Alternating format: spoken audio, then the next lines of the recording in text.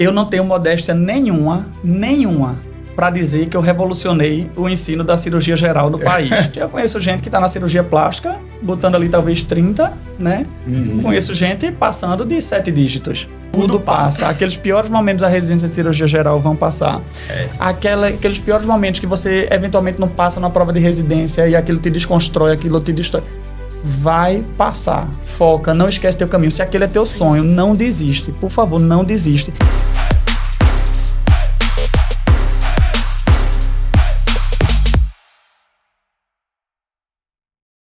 Fala, meu povo! Hoje vamos inaugurar o podcast do Papo de Residência, que é o Tá no Papo. E eu sou Pedro Lucas, sou mentor do Papo de Residência. Eu sou Isabela, sou mentora do PDR e tô aqui como host nesse projeto novo da gente. E trouxemos hoje, para inaugurar esse episódio, nada mais, nada menos que o cirurgião plástico mais hypado de Recife, a Mikelner. Que honra estar aqui com vocês. Muito obrigado pelo convite. Muito obrigado por poder estrear esse projeto novo de vocês. De verdade, fico muito lisonjeado de ter conseguido arrumar esse tempo pra gente estar aqui hoje conversando. Então, galera, foi difícil conseguir aí um espaço na agenda desse cidadão. O cara é realmente uma máquina de trabalho, então assim... Estamos aqui domingo de tarde gravando esse podcast. E eu realmente não sei como é que ele consegue, porque você manda mensagem pra ele, responde logo, fala, o cara é uma máquina.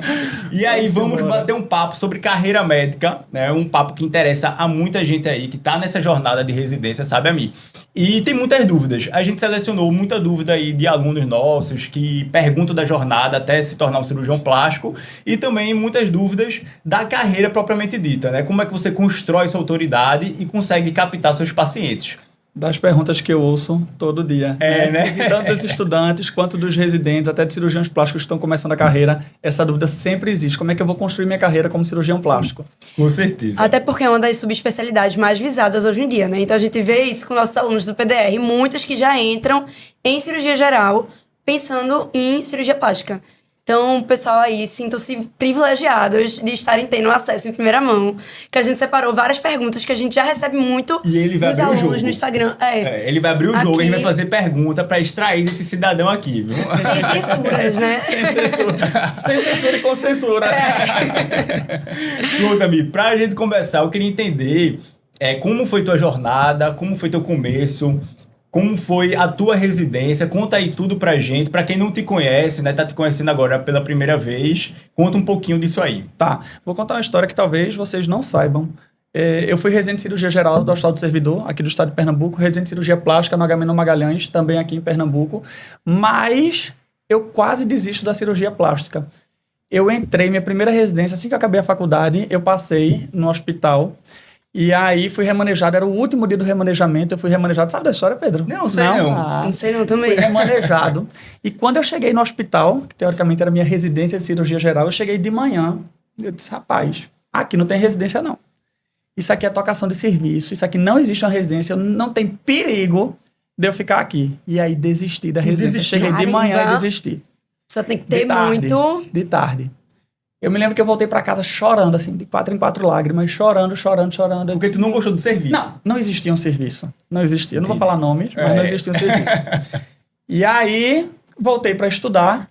Estudei o ano inteiro. Você também não sabe dessa história. Caramba. E aí, passei no Hospital das Clínicas, da UFPE, aqui em Recife. Sabe disso? Não sabia.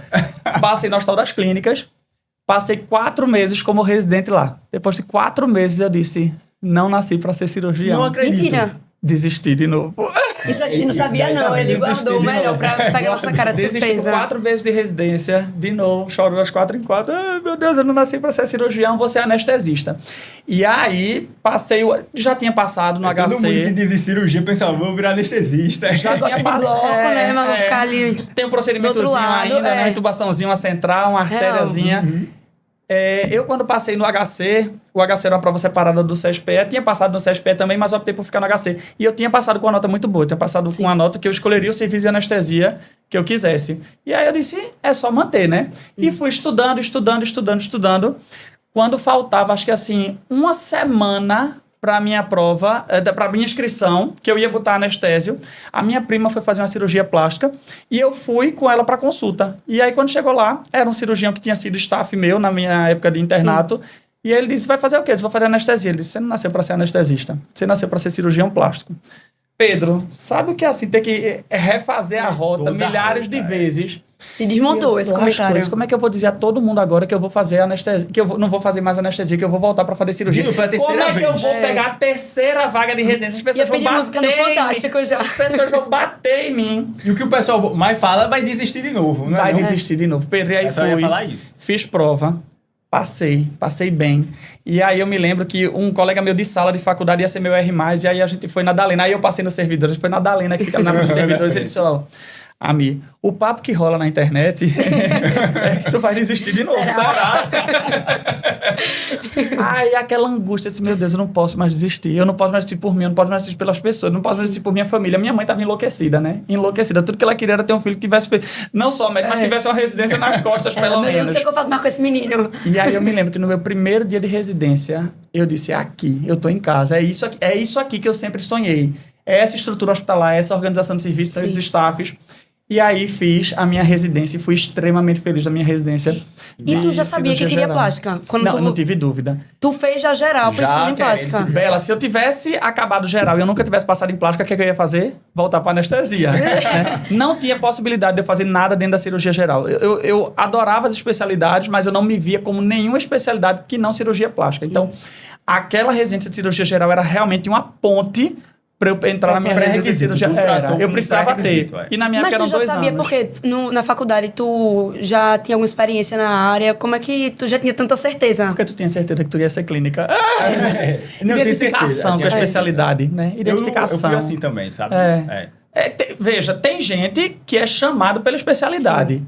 Né? Tem gente que você olha para aquilo ali, tem gente que não. Vai fazer anestésio, né? Tem gente que nada puxa e a pessoa vai muito na razão, Eu não tinha dúvidas que eu ia ser cirurgião plástico. Uma pergunta que eu recebo muito, inclusive, Ami, será que para você ser cirurgião plástico precisa fazer uma residência de cirurgia geral que tenha tantos atributos de aparelho digestivo? Você precisa tecnicamente desses atributos de cirurgias complexas do aparelho digestivo, dia a dia de enfermaria, ou você acha que no final das contas a melhor pessoa para responder isso é a mim, por conta que já passou por toda a trajetória e sabe. Realmente vale a técnica, tudo?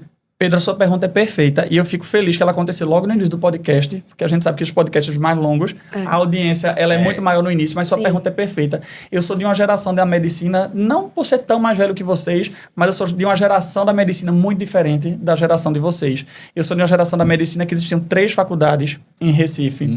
E, obviamente, a seleção para entrar no vestibular era completamente diferente. E o mais importante da residência de cirurgia geral não é a técnica cirúrgica. Não é saber pegar uma central, que eu peguei milhares. Não é saber fazer uma anastomose intestinal. Não é você saber estadiar um tumor de pâncreas. É saber fazer uma bile digestiva. Não é. É você aprender a ser gente. É você aprender a ter compromisso com o seu paciente, respeito pelo seu paciente. É você aprender que existe uma hierarquia na sua vida. Então, para mim, o mais importante da cirurgia geral é ensinar aquele cara a ser gente. E eu acho que hoje, cada vez mais, é importante esse treinamento de caráter. Né? Então, para mim, a grande necessidade da cirurgia geral é essa. Não é a técnica em si. Porque a técnica você vai aprender na plástica. Inclusive, aprender a dar ponto com 1 mês você aprende. Aprender o ponto da plástica, nos 3 anos da plástica você vai aprender. Né? A complicação na cirurgia plástica que você pode ter, que vai precisar de um cirurgião digestivo, sugiro que chame de cirurgião digestivo. Obviamente, os cuidados iniciais ali, você vai precisar saber. Mas o mais importante é ensinar o compromisso com o paciente. Até assim, porque se só a mecânica, né, fosse o diferencial, se você pegasse 2 pessoas que fez a mesma residência, as 2 pessoas vão ter o mesmo futuro, vão ter o mesmo desempenho? Não.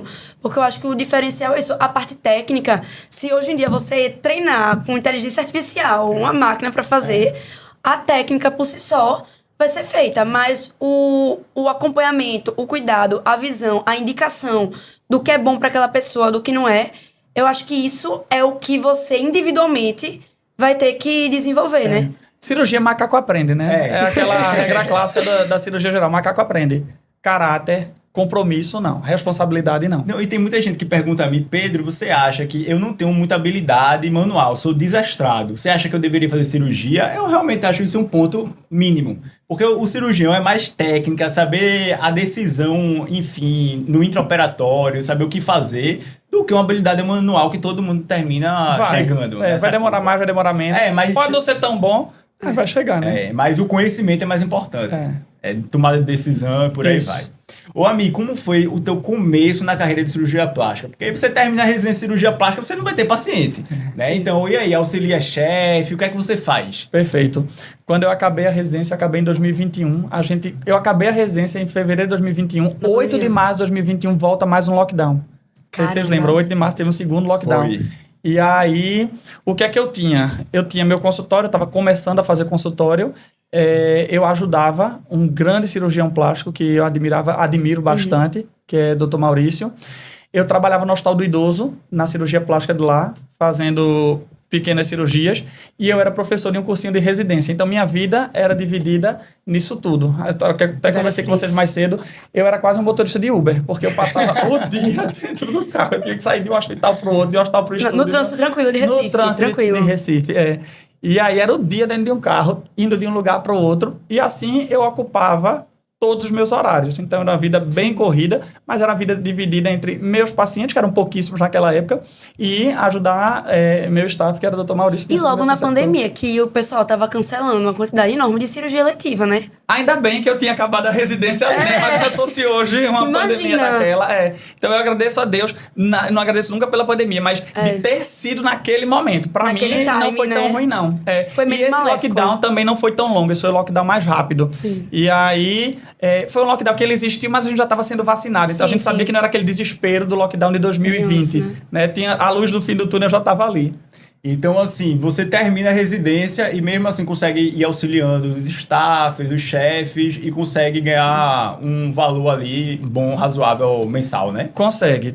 Todo mundo que sai da residência de cirurgia plástica vai sair ali dentro de algum serviço, vai sair ali dentro de algum grupo e ainda vai ter um vínculozinho eventualmente na cirurgia geral, um vínculozinho eventualmente na terapia intensiva, né? Mas vai começar a ganhar um negocinho. Olha aí, coisa boa. Ô, Mi, e como é essa transição de sair de cirurgião auxiliar ali pra tu ter ido fazer o teu próprio nome, tua própria carreira, captar os teus próprios pacientes pro consultório? O que é que tu utilizou de recurso para isso? Perfeito. No início, a gente opera amigos, a gente opera pessoas próximas, a gente opera parentes, né? Então, a gente vai dando aquela construída. O início é difícil, claro, né? Você tem que fazer cirurgia cobrando menos, sem dúvida. Você vai se posicionar depois aumentando o seu valor, mas certamente não é muito nesse início que você vai fazer isso, né? Até porque você precisa dos seus primeiros resultados para divulgar seu trabalho. Precisa. Hoje em dia, na minha época, pessoal, não podia postar antes e depois na internet. Não podia. Então era mais difícil para o cirurgião jovem mostrar o trabalho dele. Que outras especialidades, não médicas, né? Que fazia procedimento podia postar. E médico não podia postar, que era incoerente, não médico. Eu vou dizer cirurgião plástico, SBCP, porque a SBCP, ela fazia uma caça às bruxas aos membros que faziam. A gente fazia, rapaz, gente de outra especialidade tá postando. E vocês estão implodindo a gente, né? Total. Eu não tenho nada contra otorrino fazer cirurgia plástica facial, admiro, tenho vários colegas que operam divinamente. E aí os otorrinos, eles não tinham essa caçada entre eles. Incoerente, O cirurgião plástico tinha fazer, a gente tá acabando, a gente tá se acabando, a gente tá se auto-boicotando. Eu concordo que o CFM diz que não pode. Sim. Mas assim, as outras pessoas estão fazendo e a gente tá ficando para trás. E aí, felizmente, acho que 2022, 2023 foi quando isso foi liberado, 2023 foi liberado. E aí a gente pode respirar, né? Mas veja como era mais difícil naquela época, na minha época. Veja como era mais difícil naquela época. Não podia. Total. Então era muito mais difícil você fazer carreira, você deslanchar seu nome, se você não tinha esse recurso. E assim, Ami, no começo da carreira, um dos pontos que eu observei, retrospectivamente analisando o porquê do teu sucesso, né, relativamente um jovem, um sucesso na cirurgia plástica. Adorei o jovem, tá? Um dos pontos que eu observei foi justamente você ter sido professor de cursinho previamente e um grande professor, assim, muito da didática que eu até ensino de cirurgia para os meus alunos hoje. Eu peguei de Ami, que Ami aí foi meu professor, e de várias pessoas aqui de Recife.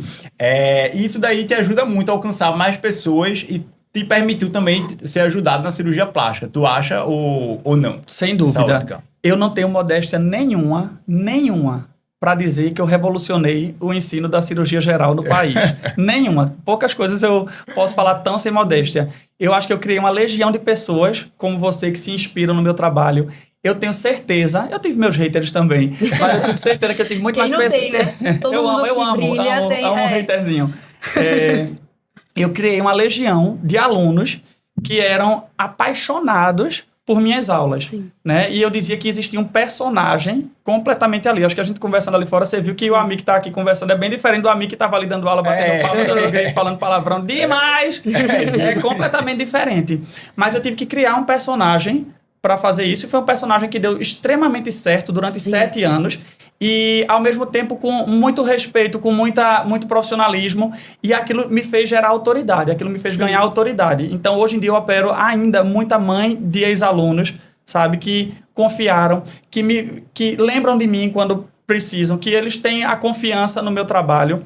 Eu estava dizendo a vocês, eu não trabalho em nenhum hospital de ensino, né? Sim. Então, eu só trabalho no meu consultório e no hospital que eu opero. Eu não tenho contato com ninguém, eu não tenho contato com residente, eu não tenho contato com staff de outra especialidade. Eu não vejo ninguém na minha vida é meio solitária ali. Mas o fato de estar no curso, ele me fez chegar junto. Sim. Então, eu era preceptor de todos os serviços da cidade. Todos os serviços eu era preceptor. E sem barreira geográfica, né? Porque fora da cidade também, né? E sem barreira. Você alcança muita gente. Detalhe, não adianta você só ser um professor de cursinho. Você tem que se destacar naquilo que você está fazendo, naquela etapa de vida que você está atuando, né? Exatamente. Então, o seu destaque como professor, sem dúvidas, eu acredito que foi um pontinho ali diferencial no sucesso da carreira. Com certeza. E nesse gancho da autoridade, uma questão também que a gente vê muito hoje em dia é esse papel das redes sociais, né? Como meio de afirmar autoridade, como meio de captação de paciente. E aí eu queria fazer uma pergunta, né? Você acha que o cirurgião plástico, para ter sucesso hoje em dia, tem que usar a rede social? Tem como você ser um cirurgião plástico de sucesso sem fazer uso das redes sociais? Ou você tem que estar no mundo digital? Eu acho que tem, mas eu não conheço nenhum, né? Da nova geração. Sim. Diferente da geração antiga. Da nova geração eu não conheço ninguém que vai ter sucesso e não vai ter uma rede social. E ontem Pedro postou um negócio que eu achei muito interessante, perguntou assim, a partir de quando usar a rede social? Aí ele disse assim, desde o primeiro período, contanto que você não faça dancinha. Eu achei fantástico aquele negócio. A rede social, ela tá aí, ela é um meio legal de comunicação da gente. Sim. A gente não tem mais cartãozinho físico para entregar. Olha meu cartão, você tem um cartão, doutor, aí tá aqui meu cartão de visita, né, com meu telefone. Não tem mais isso. Mudou, É o Instagram. O Instagram, para mim, Bela, na minha prática, ele tá ali para reforçar o meu trabalho. Sim. Eu, particularmente, desconfio muito do paciente que chega vindo do Instagram. Sim. Né? Uhum. Posso dizer a você que 90% do meu público, ele não vem do Instagram. É do boca a boca indicação. Exatamente. Agora, o Instagram reforça. Então, é assim, Bela, eu tô pensando em operar a face. Minha mãe operou com a Ami. Sim. Aí Bela vai entrar no Instagram de Ami e vai ver. Vai ver se identifica com o meu jeito, se identifica com o meu resultado, se identifica com a minha maneira de trabalhar. Então, para mim, o Instagram ele é um reforço, ele é uma ferramenta fundamental. E se tem que ter cuidado muito com o Instagram, né? Porque todo mundo é especialista em qualquer coisa hoje em dia, né? Todo mundo é especialista em tudo. Eu entro em Instagrams às vezes que eu faço, rapaz, essa pessoa é mais especialista que eu e não tem formação de nada. Eventualmente é uma pessoa que não é médica, mas é especialista e se vende absurdamente. E todo dia saem 2 pessoas de casa, né? O bandido e o besta. E às vezes ele não sai nem de casa, ele tá no Instagram em casa. E às vezes a pessoa, do outro lado, eles passam com tanta certeza, com tanta autoridade. Fala com convicção absoluta. E o público que é leigo, porque quem tá querendo operar, às vezes não é da área médica, não é da área de saúde. Aí vai ver, essa pessoa é a melhor do mundo. Na minha família, é o quê? O dia inteiro me manda no Instagram. E tudo. Se eu você é chata. Não, não posso falar, você é chata. E se você indica um médico. Pronto, minha mãe, esse médico é bom. Aí ela, qual é o Instagram? Aí o Instagram é fechado. Ela, meu Deus, Instagram fechado. Então, assim, as pessoas, elas querendo ou não, tem isso. Eu acho que a indicação do boca a boca vale muito mais do que a indicação do Instagram. Porque muita gente segue no Instagram, mas não é o público que vai lá e converte em um potencial paciente, né? Aquilo é bom pra lhe dar fama. Sim. E assim, no papo de residência mesmo é um exemplo disso, claro, porque mais de 90% dos nossos alunos vieram através de indicação.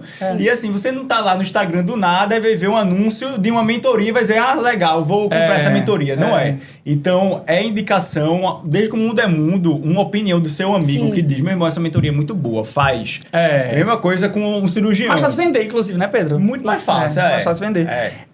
Eu sou extremamente Caxias com formação médica, tá? Eu sou extremamente Caxias. Pra mim, especialista, quem faz residência, RQE, sou Caxias. Então a gente tá em casa aqui. Acho que sou nós três estamos no mesmo... Extremamente Caxias com isso. Semana passada eu tava em São Paulo, fui dar aula no congresso.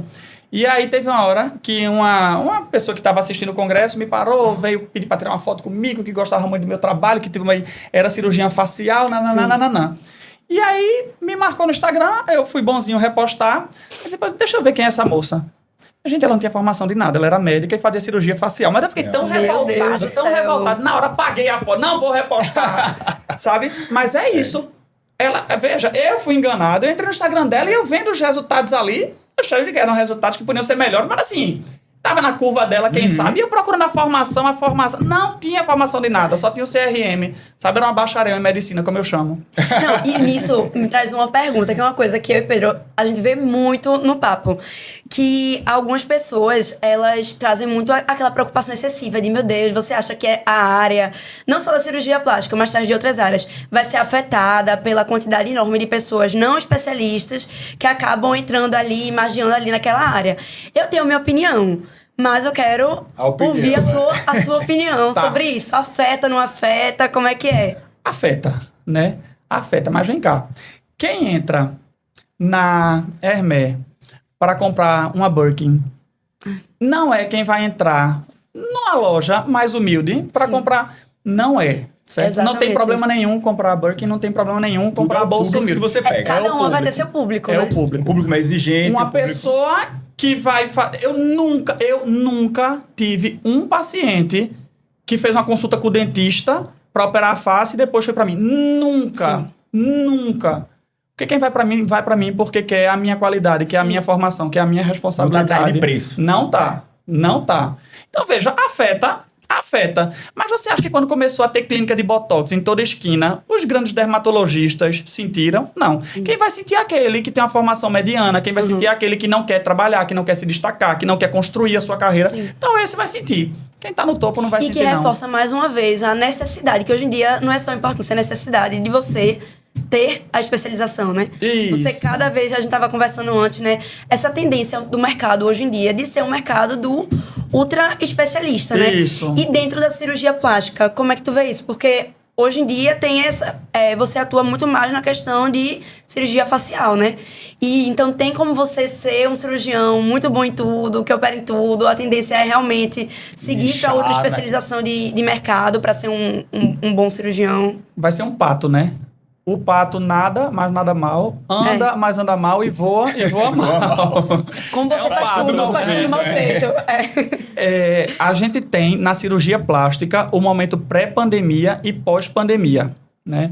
Até a pré-pandemia você podia fazer um abdômen convencional, você podia fazer aquelas ginoplastias que deixavam os narizinhos de tomada, você podia fazer o facelift com aplicatura, você podia fazer uma mamoplastia que o T, a cicatriz horizontal, ia ficar de uma ponta a outra do tórax. Você podia fazer isso. Com o pós-pandemia, a gente viu a qualidade... Eu estou falando do Nordeste, tá? Sim. A gente viu a qualidade dos resultados mudar absurdamente.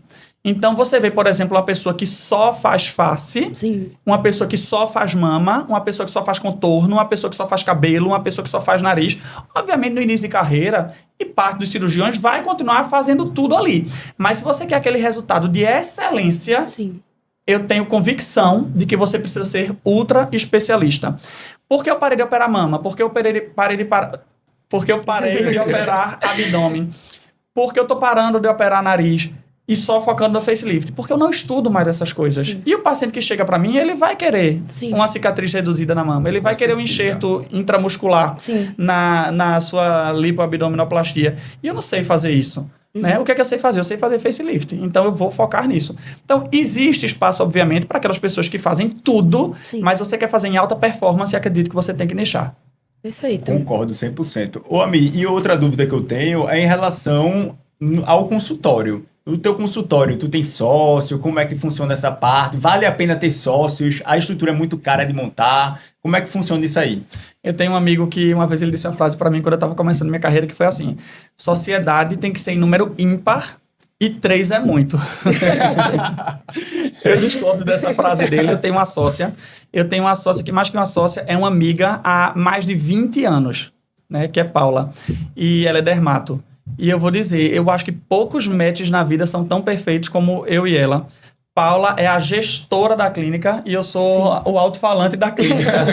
Paula diz que ela é da porta para dentro e que eu sou da porta para fora. E a gente se complementa muito, né? Apesar da gente ser muito diferente desse ponto de vista de gestão, não é que a gente pensa diferente, é que um gosta mais e o outro gosta menos. Mas E isso que acaba que casa perfeitamente bem, né? Totalmente. Então, eu comecei alugando turno no consultório de Paula, sei lá, alguns anos atrás. E aí, depois veio a possibilidade da gente se tornar sócio, a gente se tornou sócio. E o investimento para um consultório é muito alto. Tudo depende, né, Pedro? Do que é que você quer do seu consultório. Sim. Mas é um investimento alto. Você manter um consultório é alto. A taxa tributária do país é extremamente alta. Totalmente. Funcionário, treinar funcionário, fidelizar funcionário é extremamente difícil, né? Então, eu acho que no primeiro momento da carreira, não se deve já começar com um consultório. Sim. Mas... Você aluga ali um horário, aí depois, se você quiser expandir, pode expandir com um sócio ali para fazer, não é? Exatamente. E você vai conhecendo a pessoa ali, você vai vendo pessoas que vão se identificando com você, vai sentindo, né? E depois aquelas pessoas entram como sócias. Exatamente. E aí, a experiência do cliente dentro da clínica, como é que funciona? O paciente chega lá, é atendido por tu diretamente, como é que funciona isso aí? Perfeito. Pedro, existe mentoria para tudo hoje, né? Total. Existem mentorias de gestão de clínica e de construção de clínica. Então, existem mentorias que a gente contrata, que eles vão chegar e eles vão, por exemplo, desde montar a bandeja e dizer, vai ser essa xícara, essa florzinha vem aqui do lado, a colher vai ter que estar desse lado, o cardápio que vai ser elaborado até é assim. Isso, o nível de... A cada tanto tempo, uma funcionária tem que passar soltando o cheirinho na clínica, a jornada do paciente. Então, ele vai chegar, vai ser atendido por essa pessoa, vai treinar todos os funcionários, a identificação, sorriso sempre no rosto, automaquiagem, autopenteado. Então, a gente tem que contratar uma pessoa para ensinar as funcionárias a se maquiar. Tudo é extremamente pensado. A música que vai estar tocando, tudo é extremamente pensado. Nada é o acaso, né? Nada. Então, música de fundo, um forró, não. Tem que ser... No São João, naquele dia do São João, aí bota, pode. até porque gera identificação, regionalismo e tal. Mas a música que está tocando, ela é importante. E a música ela tem que variar do turno da manhã para o turno da tarde, para o início do turno da noite. Sério? Tudo isso é muito pensado, muito pensado. Temperatura da clínica é pensado, sabe? Oferecer mantinha para os pacientes. Tudo, tô dizendo, pessoal, tudo é muito pensado. Eu acho que eu vou lá. Já estou querendo. E assim, a abordagem da secretária, porque às vezes a secretária lhe atende mal e você já fica com repúdio daquele... Dependendo da secretária, você pode perder muitos A secretária da década de 90, com a agenda, anotando a lápis na mão. E precisa de muito treinamento, né? Muito, e constante, educação continuada. Né? Hoje em dia, por exemplo, para você marcar uma consulta comigo, você tem que pagar 50% do valor da consulta antecipado. Então, você só vai entrar na agenda você pagar isso. Chega lá, você paga o restante, mas você tem que ter aquele compromisso para evitar no-show. Né? Então, o paciente chega, ele passa normalmente por um cirurgião assistente da minha equipe. Esse cirurgião assistente colhe toda a anamnese dele, colhe toda a história dele, todas as queixas, medicamentos, etc, etc. E aí depois ele passa por mim na consulta. Então, e aí depois ele sai de mim, aí ele vai para a sala do financeiro, e aí quando chega perto da cirurgia, ele vai para a sala de fotografia. Então tem uma jornada gigante do paciente dentro da clínica. E isso daí faz total diferença na satisfação final, porque é que nem você ir no restaurante, que você passa um tempão na fila de espera, chega com fome, é mal atendido, pode ser o melhor prato do mundo, mas você já tá tão estressado que você nem consegue aproveitar aquilo. E eu acho que isso é uma questão que muitos médicos também eles se perdem talvez por não dar a devida valorização. De que a partir do momento que a pessoa pisa ali na sua clínica, ela já está emitindo um juízo de valor sobre o seu trabalho. Totalmente. Né? Então, a forma que as pessoas a recebem, até a forma que ela é servida, o detalhe, numa área como plástica, que mexe com estética, com senso estético, isso faz muita diferença. Até porque o público que você atende lá é um público que muito provavelmente vai estar muito atento nisso. Totalmente. Não, e até vestimenta, né? Por exemplo, uma coisa que muita gente tem essa dúvida. Um médico, um cirurgião, é melhor ele ir de blazer, como advogado, assim? É melhor ele ir só com a social? É melhor ele ir com a básica para passar um ar mais jovial? Como é que funciona isso, segundo as mentorias por aí? Mentoria também, Pedro. Mentoria também. Quando eu comecei a atender, eu atendi de paletó e gravata. Não tem nada pior do que você atender de paletó e gravata. Porque você levanta muito ao longo do dia. E no fim, você tá parecendo um saco de batata todo amassado, né? Mas isso é muito da sua construção, da sua personalidade. O que é que você quer passar? Você quer passar um ar mais jovial para o paciente? Você quer passar um ar mais sério? Eu passo um ar um pouquinho mais jovial. Então, normalmente, eu vou com a camisa feito essa, que eu tô aqui hoje, eu vou de calça social, e eu boto um blazerzinho por cima, sabe? Mais um blazerzinho mais esportivo, sabe? Às vezes eu me sinto um Faria Limer, aí eu boto uma camisa por fora, uma camisa de botão dobrada por dentro, sabe? Aí eu me sinto Faria Limer no calor de Recife. Recife chovendo já é dia de... choveu, aí o look muda. Aí eu vou pegar um suéterzinho e vou dar um nó aqui na frente. A gente se contentando com um pouco em Recife. Choveu um pouquinho, ó, look de frio. Não se admire se você chegar lá e eu tiver de casaco. Acontece. Mas é isso. É o conceito. Eu vou mais jovial pro consultório, certo? Eu vou mais jovial. Mas eu acho que é isso. A sua identidade visual tem que estar toda muito coerente, né? Isso. Então, eu acho que o look, tudo é com a identidade visual que você passa no Instagram, é a que você apresenta na clínica. Realmente é tudo uma construção. Né? E casa bem com o teu público, né? Que quer ser mais jovem. A pessoa, porque, pra quem não sabe, a Mia é referência em facelift, né? A cirurgia do rejuvenescimento facial completa. E aí os pacientes vão atrás justamente de mais jovial e se vê também que o ambiente é mais jovial, até colabora, né? No início eu tinha muito essa necessidade de querer mostrar autoridade, porque eu era novo, etc, etc. E eu comecei a ver o seguinte, pessoal, tô muito preocupado eles acharem que eu sou novo, não. Eu tô preocupado em mostrar a qualidade do meu trabalho, independente da minha idade, né? Obviamente isso é uma construção, você tem que ir mostrando confiança, você tem que ir passando confiança em resultado, credibilidade. Mas agora que isso já está estabelecido, você se permite, né? Minha mãe mesmo diz, não vou pra médico velho, porque às vezes o médico velho já tá ali fazendo tudo de saco cheio já, sem paciência pra nada. Vai lá, higienista. Ô, Mi, e outra questão também que nossos alunos perguntam de bolo e que a gente sabe que tem muito isso, é essa questão de onde fazer a formação, né? Tem muitas pessoas que têm isso em mente, de que tem que ir para São Paulo, que tem que sair de Recife, que isso daí vai dar uma autoridade maior, mas também tem aquele contraponto que se questiona de, meu Deus, como é que eu vou sair e voltar para me reinserir no mercado, questão de networking, etc. Qual é a tua opinião sobre isso? Fazer residência em São Paulo, fazer aqui, tem muita diferença realmente? Do ponto de vista de qualidade técnica, eu não acho que Recife deixa a desejar para nenhum serviço do país. Sim. Certo? Obviamente, se você vai para USP, você vai ter a melhor residência do país, porque você vai ter todas as subespecialidades da cirurgia plástica lá. Você vai ter micro, você vai ter reconstrução de mama, você vai ter abdômen, contorno corporal, você vai ter nariz, você vai ter face, você vai ter reconstrução de membro, você vai ter tudo, né? Lá você vai ter tudo. É um lugar que realmente você vai ver todas as subespecialidades da plástica. Então seria o único serviço que eu acho assim, esse é o maior e o melhor serviço do país. Os outros todos têm vantagens e desvantagens, como toda residência médica. A residência de cirurgia plástica, o meu ponto de vista é o seguinte, onde você passou, vá. Faça a residência. É uma residência que tem muito pouca vaga. Sim. É uma residência que não tem em toda esquina. Muito concorrida. Então, passou, vá. Não se desperdice uma vaga de cirurgia plástica. Eu nunca fiz prova fora.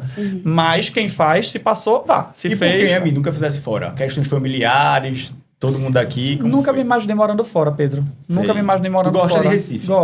Gosto. Nunca me imaginei morando fora. Eu acho que a residência é a fase de maior vulnerabilidade do médico, né? Então eu queria poder... de apoio, rede de apoio. Eu acho que a rede de apoio... Eu queria chegar em casa e saber que eu tinha minha casa pra ir, que eu tinha minha família pra chegar em casa e olhar pra cara deles. Isso reflete até no desempenho da pessoa na residência, né? sabe? Eu nunca me imaginei morando fora, tanto é que eu nunca morei fora, nunca saí de Recife para morar fora, sabe? Quando eu viajo com 4 dias, eu já tô com saudade da minha cama. Então, eu nunca quis morar fora. É mais difícil para quem volta.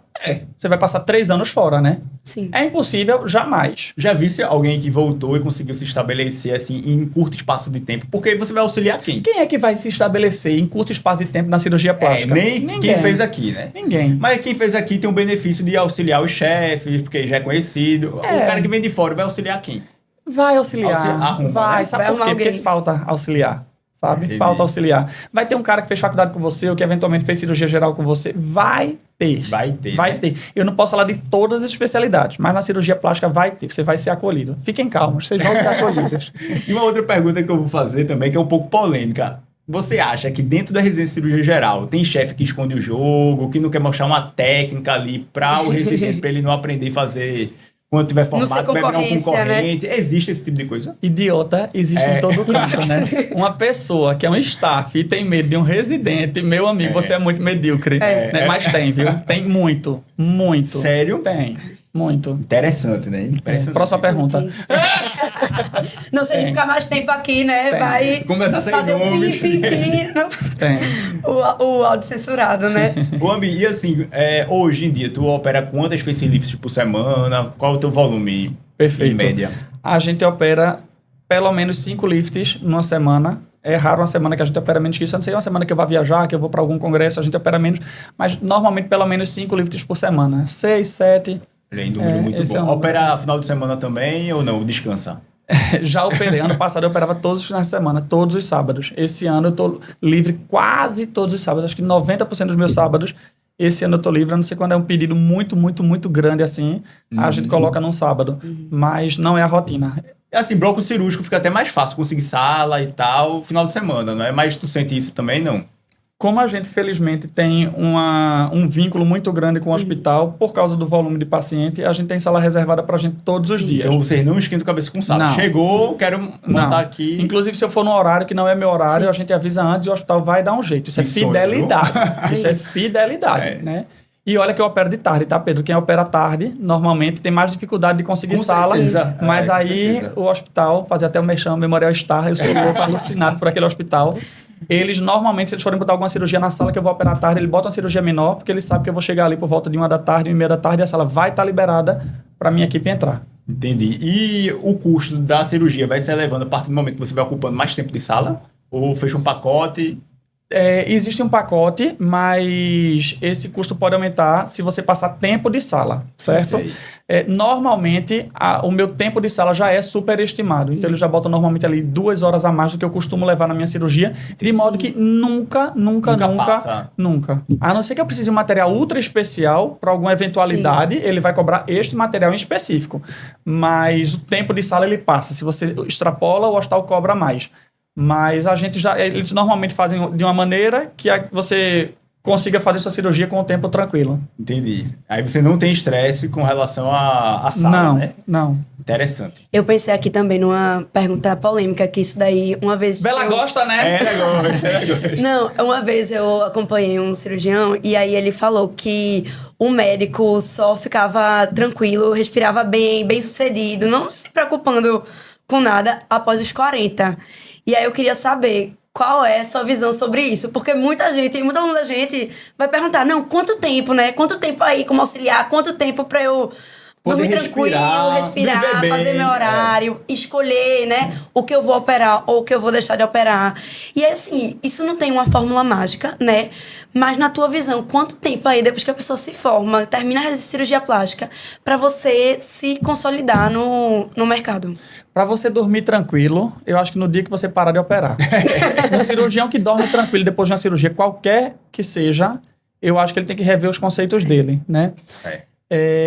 Sobre poder se estabilizar no mercado, quanto tempo, não Varia tenho muito. essa resposta. Sim. E a cobrança, ela existe sempre, Bela, porque assim, você quer começar a operar, e você começa a operar. Aí você quer aumentar seu volume, aí você aumenta seu volume. Aí você quer aumentar seu ticket, aí você está angustiado para aumentar seu ticket. Aí você quer se manter. E agora o medo que a gente tem é de começar a perder espaço. Então a angústia eu acho que ela vai estar com a gente, e repito, até o dia da aposentadoria da gente. Até o último dia que a gente disser, hoje eu fechei meu consultório. E tu pensa em se aposentar e... Com certeza. Amanhã pode ser. Porque a responsabilidade também é muito, muito grande, né? É. Muita gente que assiste de casa, às vezes pode parecer fácil Só ser ver o glamour. cirurgião plástico, ver o glamour, que é consultório chique, não sei o quê. Mas o dia a dia, conta aí, o teu dia a dia. Tu, de segunda a sexta, como é a tua rotina? Se tu consegue sair, viajar um pouco, final de semana, se é tranquilo, como é? Tá. Eu opero normalmente de segunda a sexta, como eu disse, faço consultório também durante a semana. Final de semana eu fico livre, certo? Livre. Normalmente, final de semana... Pedro, você trabalha tanto durante a semana, é tão cansativo durante a semana, que tudo que você quer é chegar em casa e descansar. Então, assim, não me chame pra fazer... Almoçar fora, eu virei velho, né? Almoçar fora do domingo, não, minha gente, pede um iFood aí, come em casa. Final de semana eu gosto de descansar, eu preciso recarregar a minha bateria, porque eu sei o que vem quando a segunda-feira chegar de volta, né? Obviamente... Um vinhozinho no sábado de noite, eventualmente na sexta de noite, né? Mas eu acho que você lida com o público o tempo inteiro. Chega uma hora que você precisa... E sabe o que acontece? Não existe... Anote, viu, Pedro? Isso é mais para você do que para ela. Não existe profissional de alta performance farrista. Não existe. Isso vai dar um corte, porque eu concordo 100%. Neymar era para ter sido infinitamente maior. Sim. Olha Cristiano Ronaldo. É mesmo. Né? Não dá, veja, não dá. Alta performance com farra, Não dá pra eu operar de segunda a sexta, chegar a sexta de noite, tomar uma cachaça gigantesca, chegar a sábado de noite, tomar uma cachaça gigantesca e achar que segunda-feira eu vou estar recuperado. Eu, pelo menos, não consigo. Eu preciso descansar. Meu final de semana, assim, é sagrado, sabe? Seja na praia, seja no campo, assim, seja em casa, eu preciso daquela energia para poder voltar segunda-feira. Não conheço um profissional na cirurgia plástica de alta performance que tem uma vida mundana. Não vai conseguir. Não vai conseguir. Tem que ser desafio. É porque você investe muita energia naquilo. Claro. Muita energia. Não tem como você estar ali de segunda a sexta, se matando de trabalhar pra estar na sexta-noite. Pra quem trabalha durante a semana toda, já não é um dia muito de você ficar até de manhã fazendo qualquer coisa. E vamos causar até uma polêmica. Tu queria ter o cirurgião sábado à noite, enchendo a cara, bêbado, dando PT, caindo nos cantos? Eu não. Horrível, né? Compromete a identidade, a imagem que a pessoa tá reconstruindo. E quem achar que é contra isso de imagem, etc, etc, pode achar, beleza. Mas você não vai ter sucesso se você achar que sua imagem pessoal é desvinculada da sua imagem profissional. Não vai. Como, sem mimimi. Sem mimimi. Quem quiser me cancelar, problema seu. Não vai. Você não vai ser um grande cirurgião plástico sendo um bom vivant. As pessoas, você pode fazer porque você não é obrigado a nada, mas as pessoas não vão lhe aceitar. Seu público não vai lhe aceitar. E não respeita uma pessoa assim, né? Não vai, Pedro, não vai, porque é muito tão chato, de tanto mimimi. Não vai, ponto. Você tá achando ruim, teste aí, né? Faça. Você não é obrigado a nada, mas... Só pra ver o negocinho. Titio tá dizendo. Titio chegou aqui e tá dizendo, não vai dar certo. Depois não venha dizer que eu não avisei, né? Faça o que você quiser, mas você não vai conseguir. Pessoal, e assim, ontem mesmo, a Mi deu uma festa, foi a festa de aniversário de Ami, e ele tá aqui novo. Eu perguntei, rapaz, como é que tu tá novo? É porque você bebe pouco, você não tem esses hábitos de... Não dá, não dá. Aí no outro dia tá novo. Não dá. Pedro se assustou comigo. Ele mandou mensagem pra mim, hoje 11 horas da manhã. Ele tinha certeza que eu tava dormindo, aí que eu tava acabado. Aí ele, e aí? Eu disse, calma, Pedro, tô acordado, vai dar certo. Eu tô bem. Tô acordado, tô vivo, tô bem, não tô de ressaca. Foi a festa da cidade. Pra quem não é de Recife, a festa de Ami é assim, a festa da cidade. E mesmo assim o cara tá novo. É impressionante, viu? E Pedro, faz aqui agora, na frente do nosso público, a pergunta que tu fez pra mim quando chegou. Achei muito interessante a questão da cobrança. E hoje em dia, se ele se cobra mais... Pronto. Como é a cobrança que tu se enxerga hoje? Assim, então, a tua autocobrança, a cobrança das outras pessoas perante a tu... É maior ou menor? Só piora. Quando você vai escalando o seu trabalho, a cobrança é muito maior. Uma coisa é você operar um facelift com uma pessoa que não tem rotina. Outra coisa é você vir para operar um facelift comigo. Você quer referência. O melhor resultado. Eles não toleram um deslize. Eles não toleram um resultado inferior. Sabe? Porque eles sabem que eu sei entregar aquilo. Sim. Então, eles vão cobrar realmente o maior resultado da vida. Sabe? Então, quanto mais você escala, mais você vai ser cobrado. E até a autocobrança, né? A autocobrança. Acho que a autocobrança é até pior que a cobrança do paciente. Porque o paciente cobra ali no consultório e vai para casa. Você tá na sua casa se cobrando. E você fica ali martelando, pô, o que é que eu poderia ter feito melhor, o que é que dava pra ter mudado ali naquela cirurgia. Exato, assim, isso daí é inerente do cirurgião. Porque né? também, quanto maior o seu nome, quanto maior a sua autoridade, mais expectativa as pessoas vão colocar em você. Então, acaba que a gente vê, né, que é uma área que tem uma demanda crescente, a cirurgia plástica. Então, obviamente, tem muitos pontos positivos, mas eu acho que aí é um ponto que as pessoas que escolhem a especialidade têm que estar dispostas a abraçar, né? Porque é uma área que você tem um público que busca ali uma melhora estética, mas a gente sabe também que todo procedimento médico tem seus riscos inerentes, independente de quem faça. A estatística existe. Existe E aquilo. o Ende também. Se você não Se você viu aquela opera complicação, muito, ficou o aeroporto. né? Pois é. E como é que tu lida com isso, Ami? Porque é um risco constante que você está exposto e que o peso é muito maior, né? Tem essa cobrança do paciente. Tu já passou por alguma situação assim? Primeiro é a humildade de você achar que você saber que você não é um ser supremo, que você vai ter resultados que não vão ficar legais, e você tem que ter a humildade de dizer, esse resultado não tá legal, esse resultado não tem minha assinatura, esse resultado vai voltar para a sala de cirurgia para ser retocado. Sim. Né? E complicação também vai existir na mão de todo mundo. E quanto mais você opera, obviamente, percentualmente, o seu número de complicações ele vai diminuir, mas em números absolutos ele vai aumentar. Se você opera um facelift por semana, você vai ter bem menos complicação do que quem opera 6 facelifts por semana em números absolutos. Sim. Mas a maturidade, a experiência, ela faz você entender a complicação, ela faz você saber abordar a complicação, ela lhe dá autoridade para tratar a complicação e ela lhe dá autoridade para você acalmar o paciente. Sim. Então, quando a gente tem uma complicação, eu digo para o paciente, relaxa, essa complicação é minha, ela não é tua. Sim. Deixa que eu vou resolver. Confia em mim. Aquela mesma confiança que você tinha no dia que você chegou para se operar comigo, continua tendo. Eu sou aquele mesmo amigo, eu sou aquela pessoa que vou resolver teu problema. E assim, a assistência que você dá ao paciente, por mais que às vezes o resultado não ficou tão legal, mas se você dá uma assistência tão boa, o paciente criou um vínculo bom com você, assim, a chance de êxito ali vai ser... Seja humilde, reconheça o erro. Obviamente, sempre vai ter uma paciente que está criando a coisa da cabeça dela. Essa daí você não tem o que fazer. Mas quando você olhar um resultado, e se você não queria aquele resultado em você, e você sabe que você sabe entregar mais, refaça e entregue. E assim, cobra algo a mais do paciente se precisar de um retoque. Isso é muito individual, sabe, individual, Pedro? Eu né? normalmente não cobro a minha equipe, mas o hospital, ele paga o custo hospitalar. Mas a minha equipe normalmente não. Não, né? Não.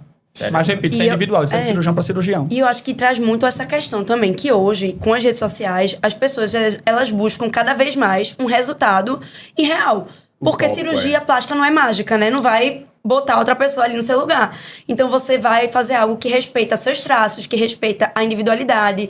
E aí, como é que tu lida, pronto, no pré-operatório, um paciente que chegou lá e quer uma coisa que você vê que não tá compatível com a estrutura da pessoa? Tenho 2 respostas para isso. A primeira é o seguinte, imagina uma paciente que ela toma sol desde os 15 anos de idade, ela hoje tem 70. Ela passava Coca-Cola e beterraba para se bronzear. Ela nunca fez uma fotoproteção, ela nunca fez uma toxina botulínica, ela nunca fez um bioestimulador, ela nunca fez um ultrassom microfocado, ela nunca fez nada e ela chega aos 70 anos para fazer a cirurgia. E imagina aquela outra paciente, Elô Pinheiro, que se trata de uma vida inteira e que está com aquele resultado. A pessoa de 70 anos que tomou sol a vida toda, que não se cuidou a vida toda, ela tem que entender, e eu preciso dizer a ela, que ela não vai ter o resultado de Elô Pinheiro. Sim. Porque ela não se cuidou a vida inteira e não é com uma cirurgia e uma sessão de um laser ablativo que ela vai resolver o problema dela. Seria muito fácil e injusto, a qualidade de pele é outra, né? Seria injusto isso. Sim.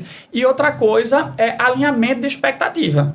Eu digo às pacientes, quando eu vejo que o match não vai dar, porque eu não vou querer operar, eu educadamente digo, vê só, do mesmo jeito que você está aqui para me escolher, eu tô aqui para te escolher também. E eu acho que o que você está buscando, eu não vou querer te entregar.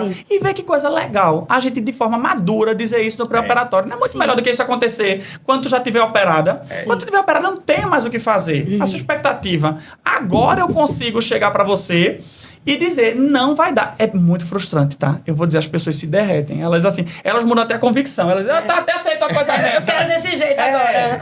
E sente confiança em você, né? Você tá sendo honesto. Mas não aceitam, sabia? Não aceitam. É difícil você dar esse não. Elas não aceitam esse não e elas saem até falando mal de você. Aí vai falar mal de mim por quê? Porque eu não lhe operei. Né? E é uma coisa que você realmente tem que ter isso, porque as pessoas elas podem até ceder naquele momento, né? Dizer, não, mas a gente faz desse jeito. Depois mas ela elas já lasca. chegam com aquela opinião muito enraizada, porque elas não decidem do dia pra noite que elas querem ficar daquela forma que elas estão ali lhe mostrando. Então eu acho que isso abre muito espaço pra problemas depois. E chega um momento na vida que você já pode, né, filtrar ali quem é que você quer que seja o seu tipo de paciente também, no sentido de ser compatível com o que você vai entregar ali na cirurgia, né? Pedro é uma criança, você menos, Bela, porque não que você não seja uma criança, mas porque você é clínica. Porque você é clínica. Mas você vai ver que a maior... Anote isso. Hoje é que dia? 18, 19 de abril? Anote isso. Você um dia vai lembrar disso. A maior liberdade como cirurgião você vai ter no dia que você negar uma cirurgia de um paciente. No dia que você disser, eu não vou operar você. E eu não preciso, libertador. Você vai dizer, cacete, eu sou danado. Eu cheguei lá. Muito bom, excelente. Mesmo. E assim, amigo, uma das coisas também que aí muita gente pergunta, né? Que é até uma pergunta polêmica. Que é o seguinte: quanto ganha em média um cirurgião plástico recém-formado, meio da carreira, topo da carreira? É uma pergunta que varia bastante, mas assim, se fosse dizer uma média, não a sua, você dizer a média. Não sei, Pedro, porque eu não vejo o contra-cheque de ninguém. Varia muito. Varia demais. Eu conheço gente que está na cirurgia plástica, botando ali talvez 30, né? Conheço gente passando de 7 dígitos. Então... E assim... Gostou, né? Animou-se, né? Estuda, danado. Então, depende muito de você, da sua construção de carreira. Depende. Né? Depende do que você está disposto a encarar. Depende do quanto você está disposto a trabalhar. Sim. Depende do quanto você construiu bem a sua carreira, o quanto você se posicionou. Então, repito, conheço gente ganhando mais de 7 dígitos, conheço gente ganhando 30. E vê, Pedro, quanto é que você precisa? Você tem que saber isso, Sim. né? E uma coisa... Pergunta é essa. E muito importante, no Brasil, inclusive os médicos, eles não têm planejamento financeiro. Sim. As pessoas não... Vocês têm planejamento financeiro? Tô começando agora. Vocês juntam? Aí junto. Você junta? Eu junto, Você junta. porque eu miro também a aposentadoria, como ele estava falando ali. Precisa. Não é quanto você ganha, é quanto você gasta. Sim. O que é ser rico para você? Ser rico para mim, por exemplo, é o cara ganhar 20 mil reais e guardar 10 todo mês. Sim. O que é ser pobre para você? Para mim, ser pobre é o cara ganhar 800 mil por mês e gastar 810 mil reais por mês. Esse cara é pobre. Entende? Então, o brasileiro, ele não pensa... Vocês dois, por favor, pensem na aposentadoria. Vocês não vão conseguir... Com 80 anos, vocês não precisam, vocês não devem, aos 80 anos, estar trabalhando porque não pode se aposentar. Eu sei uma história de um médico X, que ele tinha um triplex em São Paulo, cara, assim, podre de rico. Ele tinha um triplex em São Paulo e ele estava chegando aos 70 anos e ele estava cansando e ele precisava parar, ele não podia. Veja, ele não podia parar. Ele teve uma grande sorte, que ele tinha esse ativo, ele vendeu, foi para um apartamento menor, pegou esse dinheiro, começou a viver um pouquinho dessa renda aí e ele desacelerou. Mas a gente não pensa na aposentadoria quando a gente é novo. E a gente é autônomo, né? Então a gente tem que pensar, né? Médico é o que mais se prejudica, porque começa a ser um ciclo vicioso, né, meu? A pessoa vai, faz a residência, aí logo depois tem filho, casa, começa as contas. Exatamente. Aí você quer também aproveitar mais a vida, quer almoçar fora, quer comprar um apartamento melhor, um carro melhor, porque tá se comparando com o colega ali do lado. Aí vai aumentando e assim, o jogo da validação, eu sempre digo, é um jogo sem fim. Então se você busca validação, você tá lascado. Então vai aumentando ali, consequentemente para aposentadoria fica a zero, chega lá no final da vida, você olha para trás e não tem nada Pedrão, e veja, gosto, paladar não retrocede, né?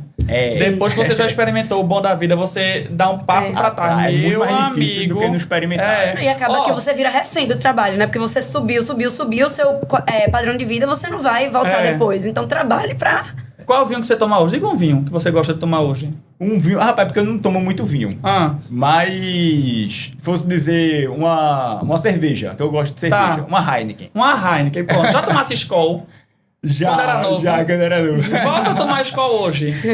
Não volta, meu amigo. Não volta. Entendeu? Eu sempre digo, eu tenho uma frase que é engraçada, que é assim, nunca viaje de executiva, porque no dia que você viajar, você não volta econômica.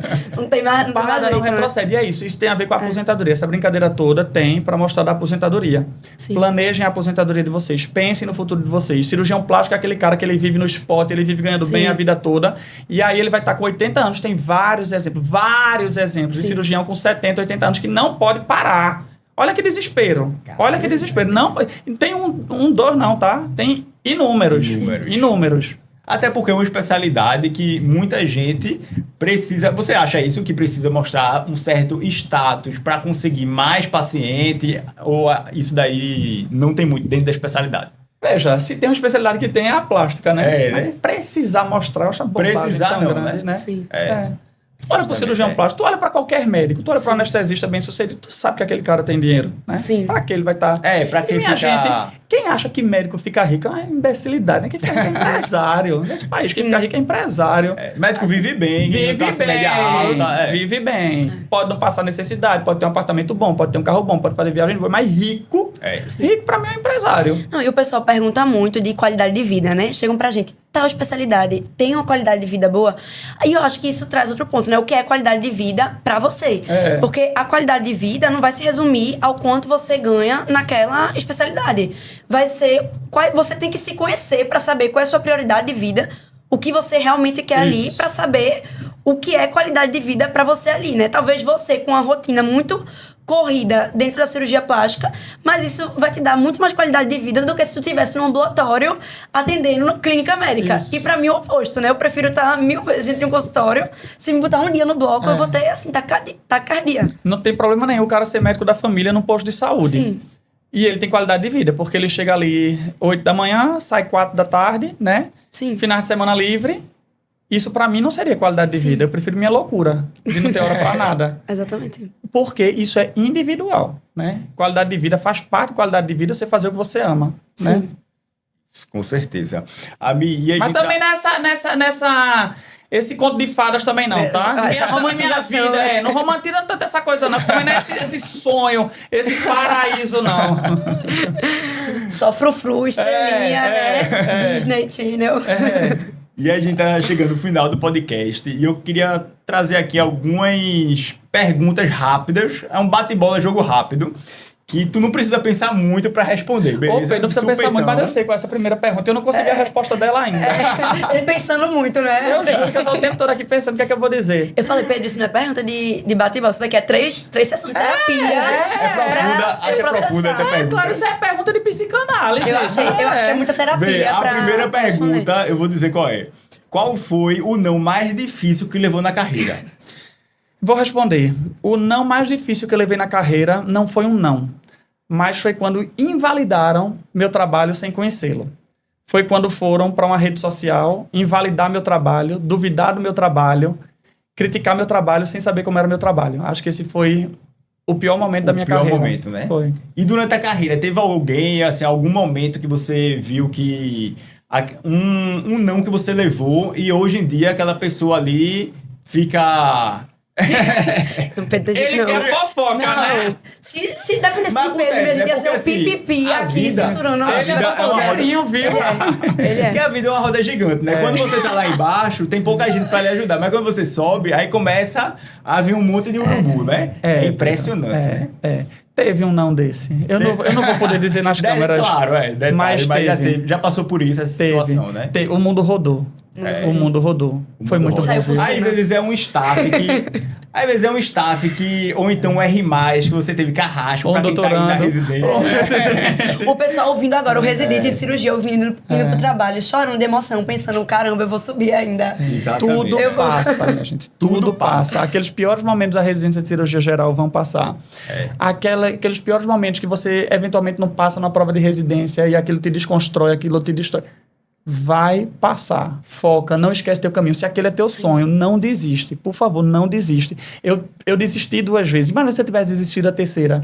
Né? Não ia estar aqui hoje contando... Ia virar um anestesista. Estaria aqui talvez no podcast de anestésio. Verdade. Ou não, porque se você nasceu pra ser cirurgião plástico... A vida ia me levar eu pra acho ela, que né, o seu- Bela? Não, e o seu destaque, você brilha naquilo que você... tem o potencial, você foi chamado. É aquilo, se você quer julgar um peixe por sua capacidade de voar, né? Ele vai passar a vida achando que é insuficiente. Gostei, viu? Não, mas eu acho que isso é muito importante, porque tem gente que quer se forçar pra caber numa especialidade, achando que é a especialidade que dá o sucesso. Mas é você saber o que é que eu sou bom. Porque se eu sou muito bom naquilo, eu tenho que ir pro que eu sou bom e não me forçar pra um lugar que não valoriza minhas virtudes. E eu digo o seguinte, né? as pessoas mais bem-sucedidas na plástica que eu conheço, todas tinham vocação para ser cirurgiões plásticos. Todas. É uma especialidade difícil de você passar na cirurgia geral, de você se manter na cirurgia geral, de você passar na cirurgia plástica, se manter na cirurgia plástica. Então, eu acho que ela seleciona muito esse cara, sabe? Esse cara vai realmente chegar ali ao fim por muita vocação. Mas assim, o perfil também do cirurgião plástico ajuda muito. Ser comunicativo, carismático, não é? Totalmente. E aí acontece não de ter também alguns cirurgiões plásticos e por não ter essas características, sai atrás no mercado de trabalho.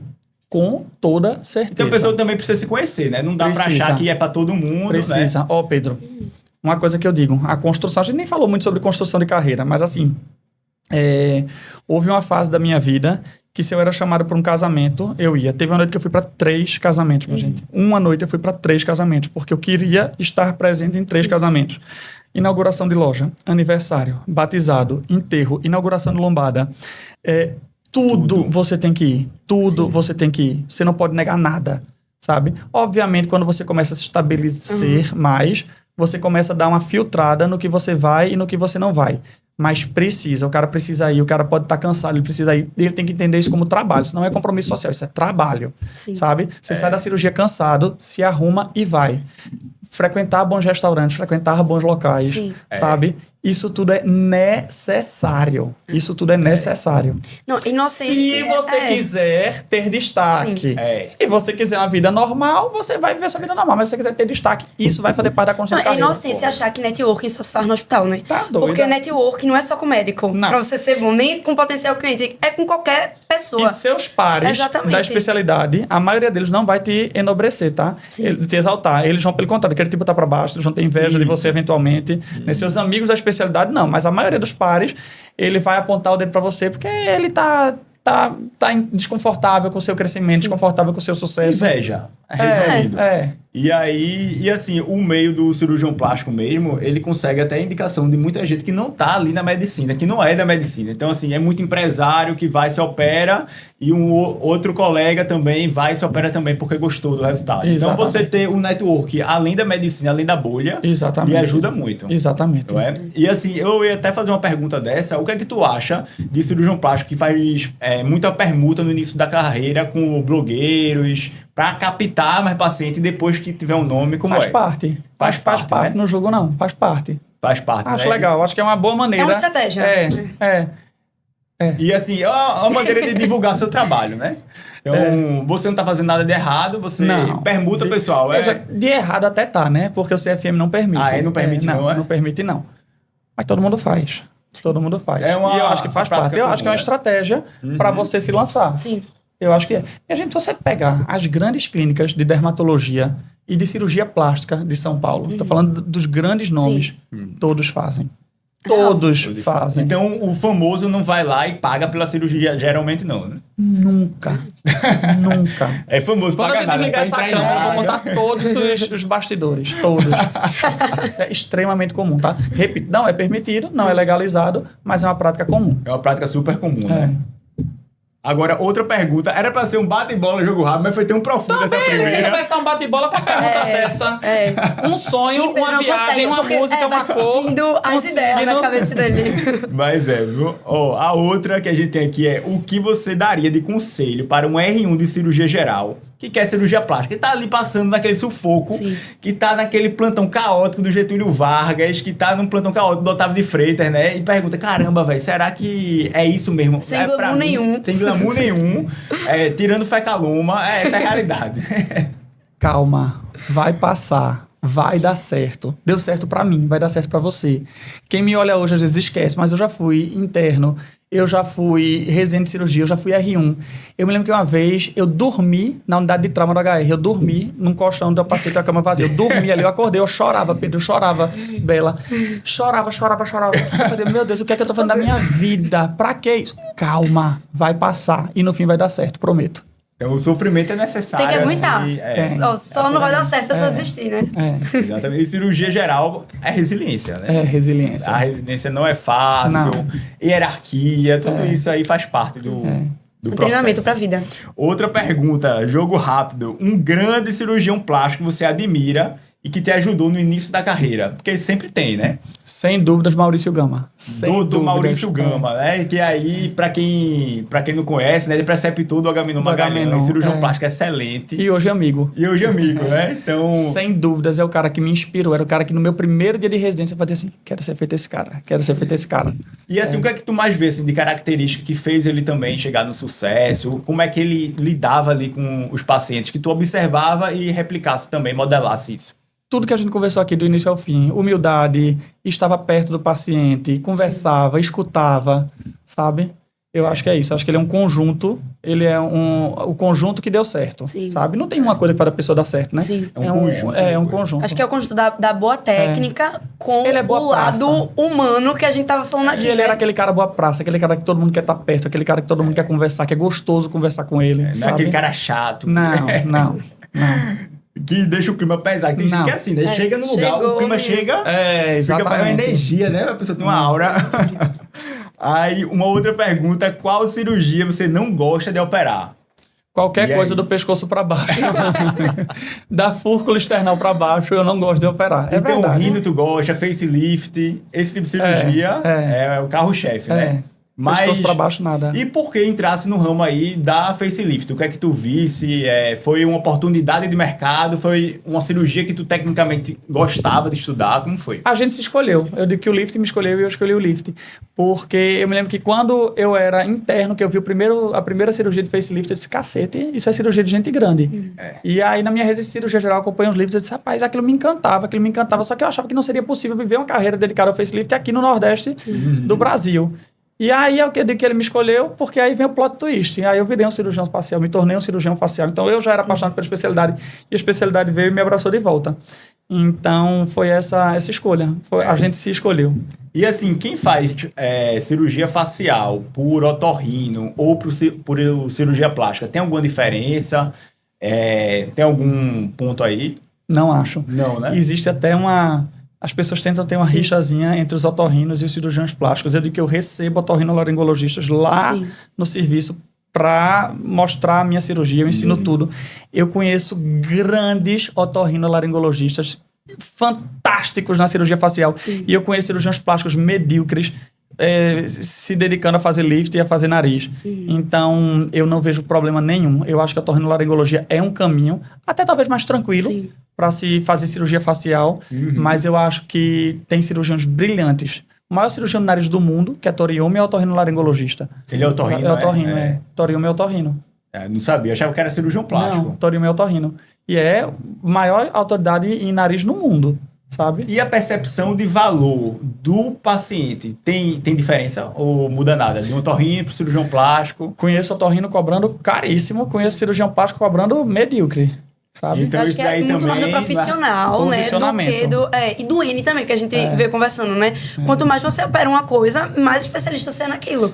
Né? Se tem um otorrino que é especialista em cirurgia facial e tem um N muito maior, ele vai se desenvolver muito mais naquilo também. Exatamente. Eu acho que é muito, assim, uma visão, não sei se é romantizada ou se é uma visão muito pragmática, errada. Você botar todos os atributos cirúrgicos de uma pessoa em uma condição que ela fez antes ou depois, assim, se ela fez por otorrino, por cirurgia. Então a gente vê muito endoscopia. Tem cirurgião que fala, não, endoscopista tem que ter feito cirurgia, porque se der uma merda, eu abro e resolvo. Mas não é assim. Não, né? E não abre e não resolve. Não abre e resolve. Chama o digestivo.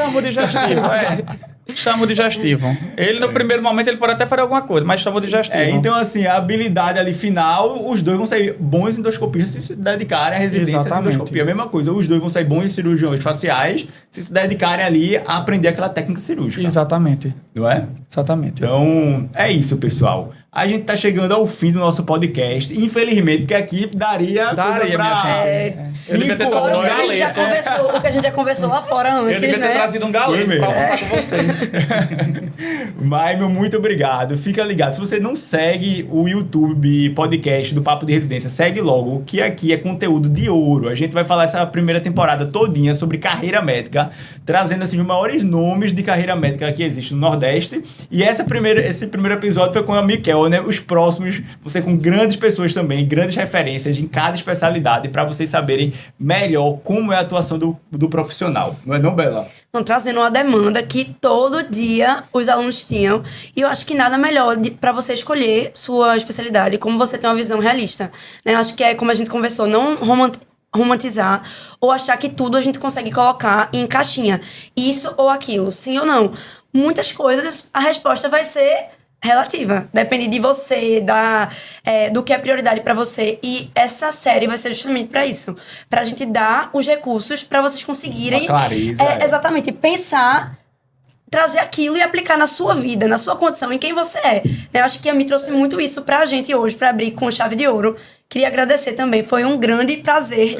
Eu, como clínica, estar aqui no meio de cirurgiões, né? Podendo participar dessa discussão, aprendendo muito também. Um ponto muito importante também do podcast que eu quis trazer foi, sem dúvida nenhuma, trazer grandes referências. Porque o que acontece? Nos corredores, fica aquele terrorismo de todo mundo dizendo que medicina tá uma merda, que não sei o que não presta, que é melhor fazer TI. Tá uma merda pra quem é medíocre. Então, né? aí Quem justamente, é bom, aí eu falei, meu irmão, eu vou fazer um podcast aqui, que eu vou trazer só as maiores referências, tá entendendo? Porque eu quero que os alunos, que os estudantes voltem a ter aquela sensação de, caramba, se eu fizer o caminho certo, estudar, me dedicar, eu vou conseguir chegar lá também. Seu maior concorrente é você. E porque se a gente só ouvir gente frustrada, nem medicina a gente fazia. Exatamente. Porque gente frustrada que fala mal daquilo porque não gosta, é cheio. Agora você tem que escolher quem você vai ouvir, né? Se é uma referência ou se é alguém que nunca alcançou sem nada. saber que era impossível, foi lá e fez. Essa frase é fantástica. Essa frase é fantástica. E assim, a mim mesmo, se você observar, ele em nenhum momento falou, não, que é muito saturado de cirurgia plástica, aí o seu coleguinha que tá ali vai fazer um terrorismo na sua cabeça, não, cirurgia plástica, pô, tá saturado, todo mundo hoje é invadida por outras especialidades, o otorrino faz, mas assim... Não tinha ninguém que fazia facial em Recife, aí a Mi, ele falou, né, não tinha ninguém, pronto, você vai lá e faz, né, se não tem ninguém, talvez seja a oportunidade de ser você. Birkin, seja exclusivo, seja Ferrari, não tem problema andar de Celta, eu dirigi um Celta há muito tempo na minha vida, mas é tão melhor quando você tem um carro, né? E depende de você. Tem espaço para todo mundo. Agora, os medíocres não vão se destacar em nenhuma especialidade, em nada da vida. E contamina o ambiente. Tem gente que contamina mesmo. Aff, Maria, Deus me livre. Os cavaleiros do apocalipse. Acho que com essa mensagem final, dá pra tocar a vinheta, né, não? O que eu mais vejo assim é até chefe no meio da cirurgia. Não, meu filho, eu quero que seja juiz, que vá para tecnologia. Medicina é uma merda. Tá entendendo? Não é. É porque, assim, você tá olhando por uma ótica X, né? Se você olhar por uma outra ótica, a medicina tem muita oportunidade. É uma especialidade, uma profissão belíssima e que permite você ter uma vida extraordinária se você se dedicar a isso. O fato de ser juiz, o cara não faria também nem direito, né? Porque direito tem em qualquer esquina. Então, assim, seja o melhor cirurgião plástico. É mais ou menos isso no direito. Seja juiz. Vá pro topo, pro topo da cadeia. Quantos juízes tem no Brasil? Quantos cirurgiões plásticos tem? Exatamente. Exatamente. Se for por essa razão, o cara não vai fazer direito. Porque seja juiz. Não, seja advogado antes. Não faz nenhuma especialidade. Nada, né? Você não faz nem vestibular, porque tudo tá saturado, teoricamente. Vai ser TikTok, vai balançar a bunda na internet. Eu acho que é isso. E mesmo assim, tem muita gente balançando a bunda que nem 1000 seguidores tem, né? E que não consegue. O povo acha que é fácil, até a vida de influencer. Acha, é muito fácil ser esse influencer. Não é fácil, porque se expor também não é fácil. E ser um influencer bem sucedido, que ganha realmente dinheiro com aquilo, muito menos. Aí é uma outra conversa, uma outra ótica que daria para ser mais 3 horas só debatendo isso. Então, pessoal, muito obrigado. Ficamos por aqui. Qualquer dúvida, pode perguntar aí no meu Instagram pessoal, no de Bela ou no de Dr. Amiquel, né? O grande cirurgião aí que a gente trouxe para esse episódio. Obrigado, pessoal. Foi uma honra, foi um prazer.